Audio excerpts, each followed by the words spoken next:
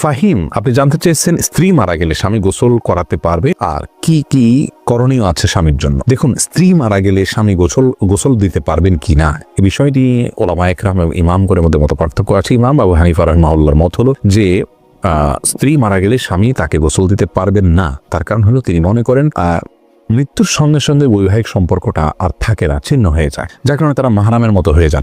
এখানে অন্য কোনো মেয়েরা গোসল দিবেন।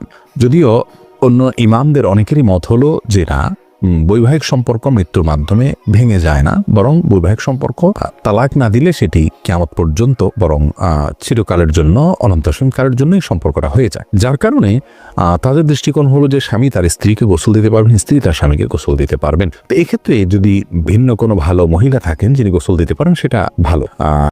ফাহিম, আপনি জানতে চেয়েছেন স্ত্রী মারা গেলে স্বামী গোসল করাতে পারবে আর কি কি করণীয় আছে স্বামীর জন্য। দেখুন, স্ত্রী মারা গেলে স্বামী গোসল দিতে পারবেন কি না, এই বিষয়টি ওলামায়ে কেরাম এবং ইমামগণের মধ্যে মত পার্থক্য আছে। ইমাম আবু হানিফা রাহিমাহুল্লাহর মত হলো যে স্ত্রী মারা গেলে স্বামী তাকে গোসল দিতে পারবেন না। তার কারণ হলো তিনি মনে করেন মৃত্যুর সঙ্গে সঙ্গে বৈবাহিক সম্পর্কটা আর থাকে না, ছিন্ন হয়ে যায়, যার কারণে তারা মাহরামের মতো হয়ে যান। এখানে অন্য কোনো মেয়েরা গোসল দিবেন।